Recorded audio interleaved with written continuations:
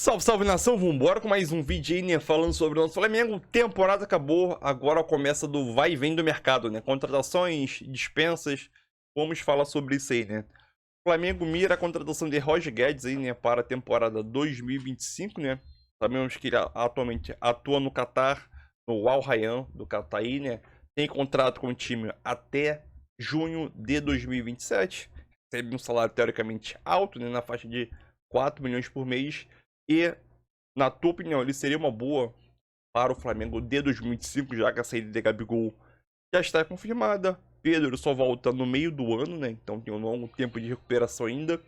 E o Flamengo, no momento ali de centroavante, só tem apenas o Carlinhos, né? Vamos falar também sobre a reformulação que o Flamengo deve fazer do departamento médico do Flamengo. Jogador retornando ao Flamengo em 2025, né? O jogador do Botafogo retorna para o Flamengo. E quanto que o time do Catar pretende vender o jogador, né? Todas essas notícias aqui no canal agora, então deixe seu like e vambora para mais vídeo aí, nação. Eu acho que é um cara que acrescentaria muito, sobretudo nesse primeiro momento, em relação à substituição do Pedro, e depois poderia ser, não sei se titular, mas seria uma peça importante. A minha questão em relação à chegada dele é que é um jogador que não se destaca na intensidade sem a bola. E isso é uma marca muito forte do Felipe Luiz, desde o primeiro dia. Então, eu tenho receio enquanto que seria uma dificuldade para o Flamengo conseguir ter esse estilo do Felipe Luiz. Ele falou até, quando o time estava cheio de lesão, ele falou, olha, não vou abrir mão disso, inclusive correndo os riscos que propõe. Se o cara fizer gol todo jogo, André, ou um gol a cada 2 jogos, sim. Os outros correm por ele, André. Ou não? Não tem mais isso no futebol de hoje? É difícil. Tem que ajudar, assim. né? Exato. Então, esse é o meu ponto. Em relação à intensidade que ele vai promover, ainda mais dependendo também de quem vai estar formando o ataque, que o Flamengo possa ter. Porque, tecnicamente, acho que é um cara que dispensa comentários. Dentro dessa versatilidade que a gente observa do Roger Guedes, pode jogar mais enfiado, pode jogar pela ponta. A gente viu ali o mapa de calor, ele aparecendo em vários lugares. Você, especificamente, que posição você imagina o Roger Guedes jogando? Eu acho que hoje, pensando no Flamengo, o ideal seria como o substituto do Pedro. Assim, é o seu centroavante. Ou jogar numa formação com 2 atacantes, assim, ele mais centralizado. Acho que eu iria dessa forma hoje. Fez com o Yuri Alberto no Corinthians. Exato. Né? E aí deu muito certo. Que antes, lembra, até se falava, né? Ah, os 2 juntos, como é que vai funcionar? E no final deu muito certo. Então talvez fosse a melhor forma que eu veja dele se encaixando no time do Flamengo. Eugênio Leal, Roger Guedes, possibilidade para o Flamengo 2025. É o novo Flamengo, nova diretoria, mas com a pressão de sempre. O clube não muda, né? Muda a pessoa que está no comando. Eu acho que há uma promessa, né, de um Flamengo com uma gestão mais profissional do futebol, e a minha grande expectativa é essa para a temporada. O Flamengo tenha um comportamento diferente no dia a dia, no trato com os seus jogadores, no planejamento técnico. Entendo que há uma dificuldade muito grande no Flamengo de manter, e não é só do Flamengo, né, pelo calendário que a gente tem no futebol brasileiro, manter um nível que se espera do time durante toda a temporada. Então, em função disso, é importante ter um elenco que seja ele todo usado, que você possa, em algumas competições, usar uma equipe alternativa. Não vejo muita saída no futebol brasileiro hoje. E o Roger Guedes tem essa questão. Tecnicamente, acho que é um jogador que agrega. Se for montado um esquema, por exemplo, o Gabi estava jogando. Sim. E o Gabi não participa tanto sem a bola também. Então, se o Felipe Luiz conseguir montar um sistema que o deixe ali com a responsabilidade menor no momento sem a bola, mais avançado, mais perto da área, só dando aquela pressão na saída de jogo do adversário, talvez ele consiga preencher essa parte do sem a bola, que com a bola a gente sabe que ele tem muito talento, que ele tem inteligência, leitura de espaço ali para agregar o Flamengo. O Gabigol estava jogando, você exagerou um pouco, né? Jogou alguns jogos, poucos. Não, desde a entrada do Felipe Luiz, o Gabigol virou titular até a final da Copa do Brasil, quando ele deu aquela declaração que não foi bem digerida pelos dirigentes do Flamengo, que o afastaram do time, por decisão dos dirigentes. Depois ele voltou, teve um jogo só que ele foi reserva. Depois nessa retinha final ali, depois que ele foi liberado de novo para jogar, ele voltou a ser titular, só teve um jogo que ele ficou no banco. Na questão da marcação ou da não marcação, você vê semelhanças? Gabigol, Roger Guedes? Vejo. Ou seja, São jogadores que atuam com a bola no pé, né? Basicamente.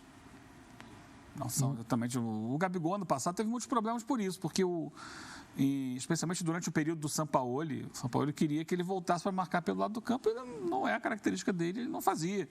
Inclusive, a gente fez aqui a análise tática na final da Copa do Brasil, o jogo de ida no Maracanã, que o São Paulo venceu o Flamengo, como havia aquele corredor ali pelo lado esquerdo, né? Esquerdo do São Paulo, direito do Flamengo. Porque no posicionamento que o São Paulo tinha colocado, ele imaginava uma participação mais efetiva do Gabi sem a bola, e não é a característica dele, o São Paulo criou muito por ali. Mas isso já faz parte do passado. Já estamos falando de 2023, quando 25 bate as portas. que posições o BAP teria que se preocupar, o Felipe Luiz, para reforçar o Flamengo para 2025? Acho que primeiro o ataque.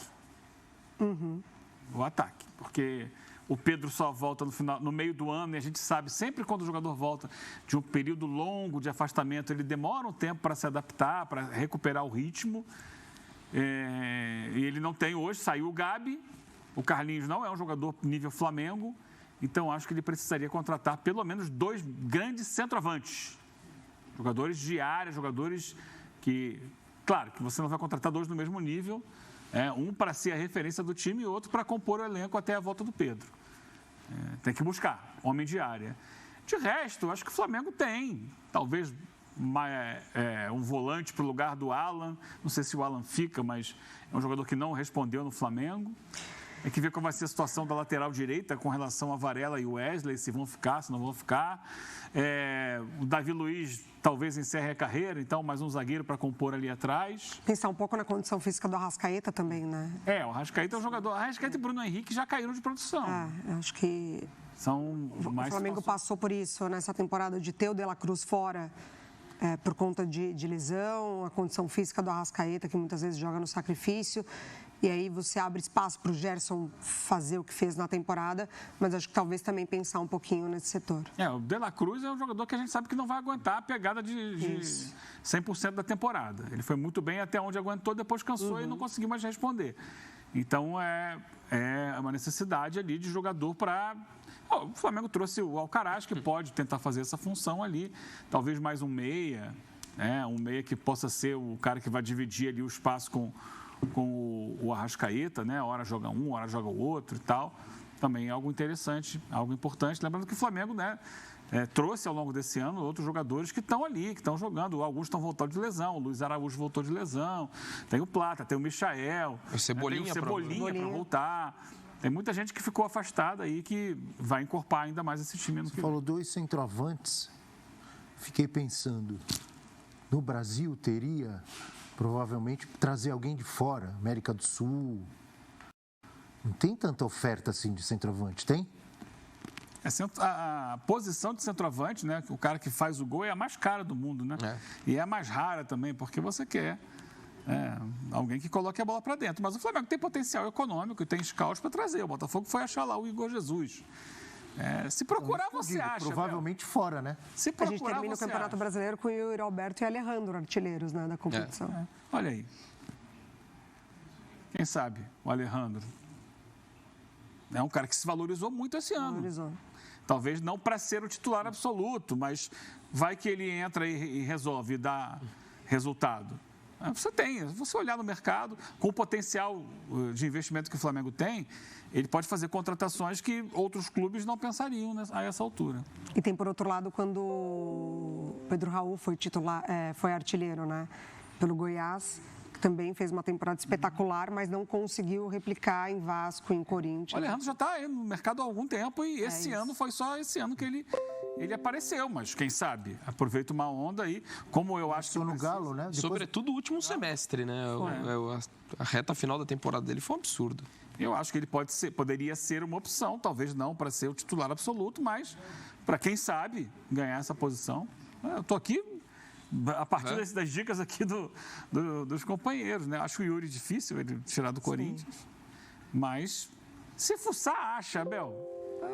Corre atrás que O Grêmio achou a Luizito Soares. Não. Corre atrás aí que aparece, né? E também tem a questão do convencimento, né? Porque por mais que seja o Flamengo, se jogar pelo Flamengo já é um atrativo, mas é aquela coisa, você vai ser referência. Mas o Pedro, quando voltar de lesão, aí eu não sei como é que vai ser. Mas até lá, se o cara arrebentar, ele já se colocou na vitrine, vai brigar por posição e tal. Por isso que talvez seja legal um atacante versátil, que você consiga pensar para ser o substituto do Pedro, mas com possibilidade dele jogar em outra função quando o Pedro voltar. Então também pode ser então, o cara que queira disputar a posição mesmo com o Pedro. Ó, tô aqui, tenho 6 meses aqui, inclusive Mundial de Clubes. Olha só, vai jogar a primeira fase de Libertadores, vai jogar Mundial de Clubes até o Pedro voltar. Olha só o quanto que não é. E aí, se o cara arrebentar e o Flamengo não quiser, pode vender no meio do ano. Alguém falou aqui no meu ouvido, Roberto Firmino não seria uma boa? Seria ótimo. Mas qual que é a situação do Firmino? Está jogando na Arábia? Tá, no Al-Ahly, da Arábia Saudita. Ganhando um pouquinho de... Nossa. Hã? Acho que tá tranquilo. Tecnicamente é muito bom jogador, mas nunca foi exatamente o camisa 9. Nunca foi o camisa 9 como... Nunca foi o camisa 9, mas fazia gol direto. Fazia vindo de trás ali. Não é essa a função exatamente, mas... Mas é o cara que, por exemplo, se precisar jogar numa forma diferente, e aí depois jogar como sinceramente, não sei como é que ele anda. E jogando atrás do Pedro, taticamente ele poderia funcionar. Esse é o cara que poderia ser o substituto e também jogar junto num segundo momento. Mas voltando à realidade... Porque agora a gente... Foi uma viagem. Quais posições você concorda com o Eugênio que precisa do Flamengo? Para mim, assim, prioritariamente é um atacante. Assim, aquele que seja titular, nem que seja só num primeiro momento, mas é desse peso. Se mantiver o Wesley, aí eu acho que não precisa de lateral direito titular, porque o que o Wesley entregou no último semestre é o credencia. E aí as questões pontuais. Assim, então, um volante para compor elenco, um zagueiro, uma eventual saída do Davi Luiz. Mas, assim, de uma urgência para chegar e já jogar, eu veria como centroavante. Até porque tem muitos jogadores retornando. O Flamengo fez já um mercado de meio de ano forte, muito por conta das lesões. Então, por exemplo, você tem 3 laterais esquerdos de grande nível. Só para Ayrton Lucas e Alexandre. Então, mostra como o elenco já está bem encorpado, muito lógico, para suprir as ausências que teve ao longo da temporada. Mas é um aspecto. E também interessante também na hora que for mapear o mercado, o Flamengo tendo aprendido o que foi a última campanha, se for contratar jogadores de seleção, isso também tem impacto. E o Flamengo sentiu muito isso com os uruguaios. Não que sejam más contratações, não é isso. Mas os desfalques. Então isso você tem que levar em conta. Isso é uma crueldade. É cruel, na minha opinião, mas é a realidade. Qual clube ou qual dirigente ou quem de nós não iria atrás de jogadores de seleções? Só que você contrata vários jogadores que defendem seleções e você é castigado porque o campeonato não para durante uma Copa América, durante uma data FIFA. É um absurdo, mas realmente, já que esse absurdo existe de repente você tem que tomar cuidado, então? Normalmente, assim, os argentinos são mais fáceis, porque os argentinos de seleção, quase todos, não todos, já estão na Europa. Já estão muito bem empregados. Então, assim, os do mercado sul-americano dificilmente vão para a seleção, então você pode trazê-los. E tem vários exemplos aqui. Tem vários bons. Bom. Verrete, Cano. Lá o Conca lá atrás e tal. Nunca foi jogador de seleção, mas aqui para o nosso mercado funciona muito bem. É o que o Garro está fazendo, né? O Garro. Esse ainda pode ir, né? O Uruguai acaba indo para a seleção. O chileno vai para a seleção. O peruano vai para a seleção. Colombiano. O Paraguai vai para a seleção. O Richard Rios. Mas o argentino, normalmente, da seleção já está fora já está na Europa. Então, talvez seja melhor, se for olhar para o mercado sul-americano, olhar para um jogador argentino. O Arias não ia para a seleção antes de jogar no Fluminense? Não. Foi a partir do Fluminense. Foi chamado a partir do ano passado. O Fluminense o potencializou muito, porque ele jogou demais, né? Só para completar o assunto Flamengo, essa questão trazida pela Mari, realmente ela me chama a atenção também do Arrascaeta, que é indiscutível a bola que ele joga, ninguém nem tem nada para dizer sobre isso, mas ele tem desfalcado muito o Flamengo nos últimos anos, sofrendo muito com lesões, e ele é justamente convocado sempre também para a seleção uruguaia. Então, o Flamengo teria que pensar em alguém ali de qualidade para estar sempre pronto para entrar no lugar dele, não, André? Sim. Considerando o calendário mais pesado que tem e o poder que o Flamengo tem, é time para pensar em 16 titulares. E aí você vai manejando de acordo conforme a temporada. Vai na expectativa de vingar Alcaraz e Plata, né? Exato. De ter uma temporada completa já com esses jogadores melhores do que foi essa. Lembrando que nós voltamos.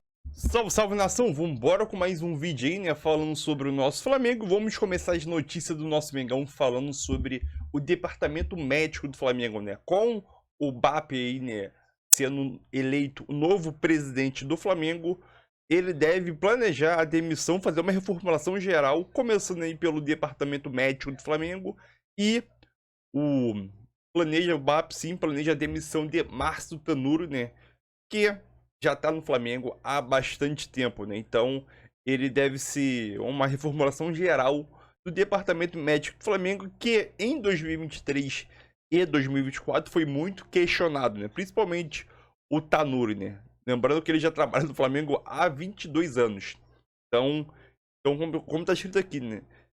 Tem sido alvo de crítica devido à quantidade de jogadores lesionados. Tô falando, nesses últimos 2 anos ele vem sendo muito questionado, né? Sendo assim, o Flamengo sonda um profissional para substituir o Tanuri, né? E se fala da profissional muito conceituada, né? Que se chama Sandra Rossi. Sandra Rossi, né? Ela é a atual chefe do departamento médico do River Plate, né? Então, ela é a tendência que, caso o Flamengo consiga contratar ela, ela venha para assumir, substituindo, vamos dizer assim, o Márcio Tanuri, no atual chefe da departamento médico do Flamengo, né? Obviamente eu não consigo passar para vocês aqui, né? Quantos anos ela está no River Plate, quantos anos ela tá lá, mas depois vamos trazer essa notícia para vocês. Mas até o momento o Flamengo sonda ela para assumir o lugar de Tanuri no Mengão, né? E falando sobre jogador esquecido, né?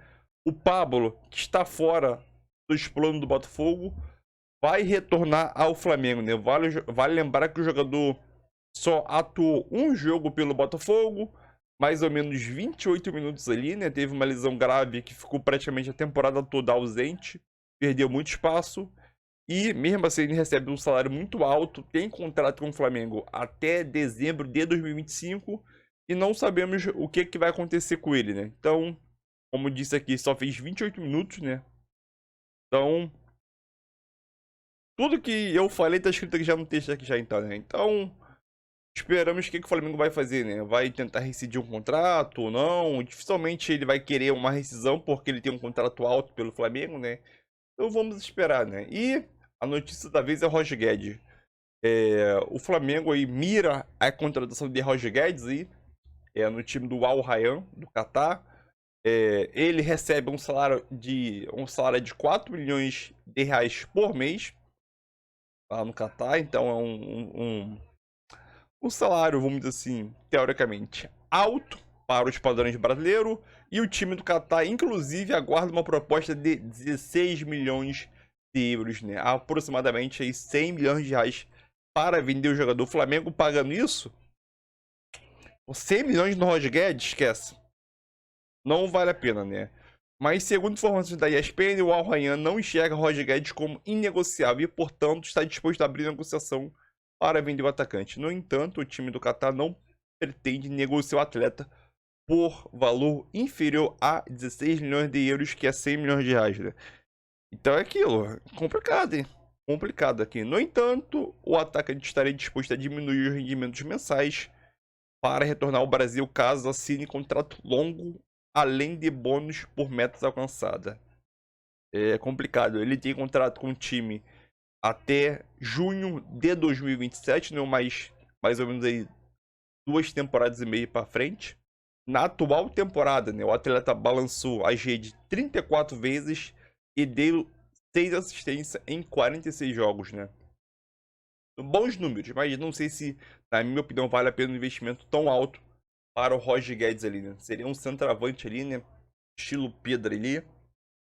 E eu não sei se o Roger Guedes faria essa função, porque lá pelas pontas, aonde ele jogou pelo Corinthians, já tem Michael, Bruno Henrique e outros jogadores ali. E de centroavante, acho que não, na minha opinião, ele não se encaixa ali no Mengão, né? Mas deixa tua opinião aí, esse e tamo junto, tem na sua.